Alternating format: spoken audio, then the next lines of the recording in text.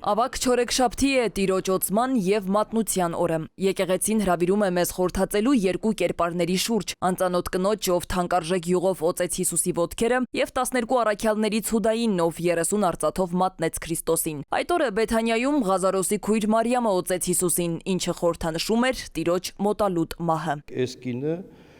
ինչ խորհուրդ ուներ իր կատարված ուրեմն օծման մեջ, իմ մահը կանխանշեց, այսինքն մարմնի պատանքվելը, թաղումը,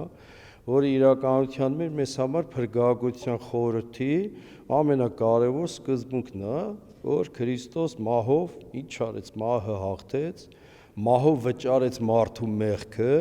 և իր հարությամբ մեզ ազատեց մեղքի մահվան իշխանությունից։ Կինը, որ Նարդոսի թանկարժեք յուղով օծում էր Քրիստոսի ոտքերը, արժանացավ աշակերտների բարկությանը, քանի որ այդ յուղը վաճառելով կարելի էր շատ աղքատների ողորմություն տալ։ Քրիստոս հանդիմանում է ասելով, որ աղքատներին ամեն ժամ ձեզ հետ ունեք, բայց ինչ չունեք։ Ավագ չորեքշաբթի օրվա ավետարանական ընթերցումը հորդորում է չչարաշահել Աստծո սերն ու վստահությունը, միշտ հիշել մարդկության համար նրա կրած չարչարանքներն ու մահը, չշեղվել ճշմարիտ ճանապարհից, երկրպագել ու փառավորել Աստծուն։ Երբ որ տարվա մեջ ցանկացած չորեքշաբթի ինքը պահքի օրը,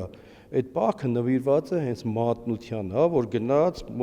քահանապետներին ներկայանալով ասեց, ինչ կտաք ինձ, եթե մատնեմ վարդապետին, և 30 արծաթը կշռեցին։ Եկեղեցին այսօր պատգամում է հավատարիմ լինել Քրիստոսին և հեռու մնալ ամեն մեղքից և գայթակղությունից, լինել իսկապես աստվածասեր և ոչ թե Հուդայի պես, ով պատրաստ էր 30 արծաթով Տիրոջը մատնել։ Քանզի ինչպես Սուրբ Պետրոս առաքյալն է ասում. «Իմացեք, որ ապականացու արծաթեղենով և ոսկեղենով չէ, որ փրկվեցիք ձեր հայրենավանդ ունայն ընթացքից, այլ թանկագին արյամբ Քրիստոսի, որ անբիծ և անարատ է, ինչպես մի գառ»։